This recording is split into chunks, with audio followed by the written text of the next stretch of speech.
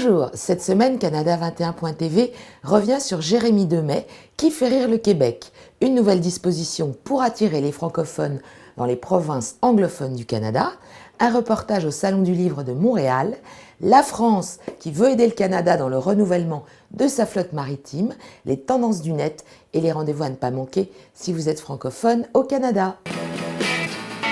C'est le plus français des humoristes français au Québec. J'ai nommé Jérémie Demey. Le jeune homme est actuellement en tournée dans la province francophone. Sarah Gershani l'a rencontré entre deux spectacles. Portrait. Jérémie Demey est ce jeune Français ancien étudiant en marketing à l'ESC Marseille qui est venu faire un stage au Québec il y a 8 ans et qui finalement n'est jamais reparti de la belle province. Je suis tombé amoureux de cette ville. Je suis tombé littéralement amoureux des gens, de la vie, de la chaleur humaine et je ne suis plus jamais reparti. Un Français faisant une carrière humoristique à succès au Québec, c'est rare et ce n'est pas sans difficulté qu'il y est arrivé. Les Français n'avaient pas forcément une bonne réputation en humour. Et donc ça a été difficile et aujourd'hui c'est plus facile parce que j'ai travaillé fort et puis j'ai ce côté-là justement français, je l'ai changé. J'ai changé un peu tranquillement, j'arrive à changer un peu l'image des humoristes français au Québec parce que je suis le premier humoriste français établi ici.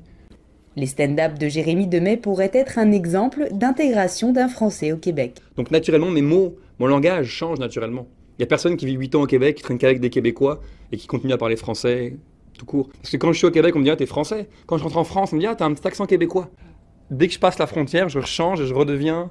parce que je suis un peu les deux finalement. Je suis français, mais dans mon cœur, aujourd'hui, je suis vraiment québécois. Ça fait 8 ans que je suis ici, puis je vais passer le reste de ma vie ici. Et dans ces spectacles, c'est autant les Québécois que les Français qui en prennent pour leur grade. Un minimum d'humour est donc préférable pour accepter les blagues de Jérémie Demey. Et là, il y a beaucoup de Français qui vont me dire « Oh, tu es des Français ». Je pense que dans la vie, il faut savoir se moquer de soi avant de rire des autres. Je pense que c'est primordial, ça c'est mon avis personnel. Donc pour les Français qui sont établis ici depuis plusieurs temps, ils rient à ce que je vais dire. Moi, pour un Français qui arrive au Québec après un fac, il faut attendre quelque chose qui suit derrière. Fac, blablabla. En conséquence, blablabla. Mais ici, après fac, on dit fac, c'est ça. Et quand vraiment t'es bavard et que tu vas aller au fond des choses, tu dis fac, c'est ça, qu'est ça, là.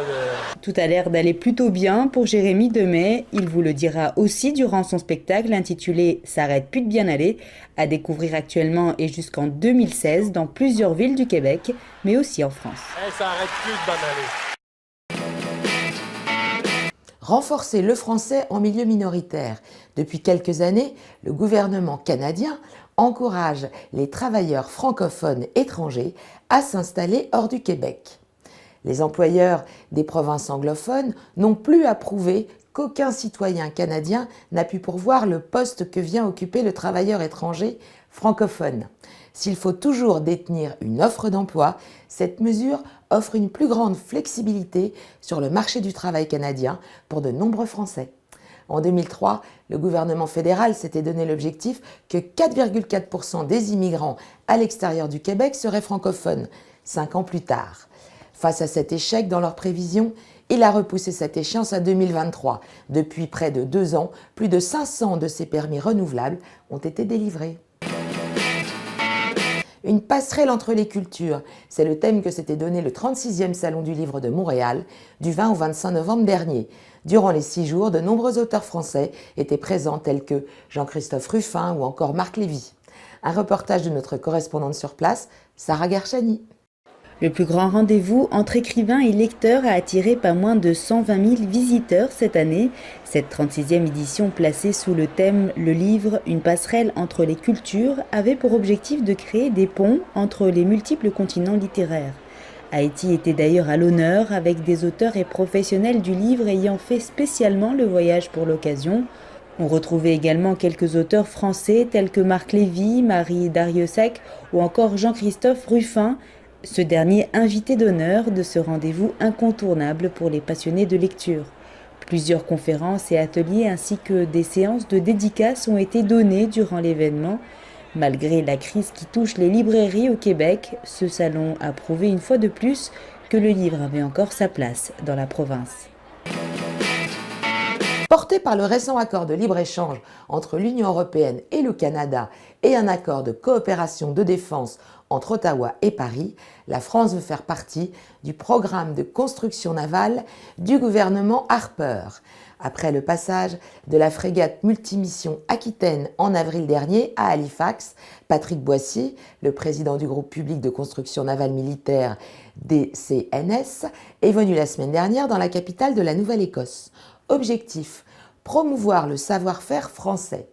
Selon le site du Global Post, il se verrait bien comme le partenaire idéal d'Halifax Irving Shipbuilding, chargé de la construction de la flotte de combat.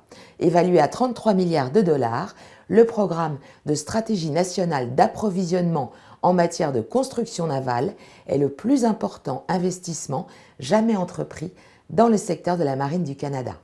En plus des 20 milliards de dollars en retombées économiques annuelles, il est prévu de créer plus de 15 000 emplois à travers le pays. Le 20 novembre dernier, la Chambre de commerce francophone de Vancouver organisait la première édition du Gala de l'entrepreneuriat francophone à Vancouver à l'occasion de ses 30 ans. Pour marquer le coup, 2 palmes bleues ont été remises à des entrepreneurs de la région. Jason Gagné, à la tête de Greener Print Solutions Inc., a reçu le prix de l'entreprise de l'année et Sévan Flamand s'est vu remettre le prix de Nouvelle Entreprise 2013 pour Vancouver Mysteries, qui propose des aventures à thème dans les rues de la vieille ville. La soirée était organisée en présence de Jean-Christophe Tallard-Fleury, le consul général de France, mais aussi de Norm Letnick, ministre de l'Agriculture de la Colombie-Britannique. Et les tendances du net. En France, Doria Tillier a encore émoustillé le web. Après avoir mouché Nicolas Bedos sur le plateau du Grand Journal, la Miss Météo avait fait le pari de présenter son bulletin à poil. Selon ses termes, si les Bleus gagnaient le match contre l'Ukraine, dans le cadre des barrages pour le Mondial 2014. Et elle l'a fait, mais en plan très très large, à côté d'un village nommé Poil dans la Nièvre.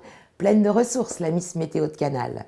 Au Canada, c'est le décès de Sylvia Browne le 20 novembre dernier en Californie qui a ému le net. Dans les années 70, elle était une star montante du psychisme. Auteure prolifique avec près de 22 best-sellers à son actif, elle écrivait beaucoup sur des sujets comme la vie après la mort ou la réincarnation. Mais elle était probablement plus connue pour ses prédictions. Elle avait par exemple annoncé qu'Arnold Schwarzenegger deviendrait politicien presque une dizaine d'années avant qu'il ne devienne gouverneur. Et les rendez-vous à ne pas manquer si vous êtes francophone et que vous résidez au Canada. À Vancouver, le 30 novembre, venez à la présentation du film français Grand Central à la Pacific Cinémathèque à l'occasion du Festival du film de l'Union européenne. Les horaires de la projection sont sur thecinémathèque.ca. À Toronto, du 5 au 7 décembre, Julie Marot, l'auteur de la bande dessinée Le bleu est une couleur chaude, dont s'est inspiré Abdelatif Kechiche pour réaliser son long métrage La vie d'Adèle, pour présenter son dernier ouvrage Scandalon. Une dédicace est prévue lors du Salon du Livre et à la bibliothèque de référence. Pour en savoir plus, rendez-vous sur le site qui s'affiche en bas de votre écran. À Montréal, le 6 décembre, le quatuor Cambini Paris sera au Musée des Beaux-Arts pour un concert unique. Les musiciens reprendront certaines partitions du répertoire de Vivaldi, Cambini ou encore Donizetti. Toutes les informations sur le site qui s'affiche ici. À la semaine prochaine!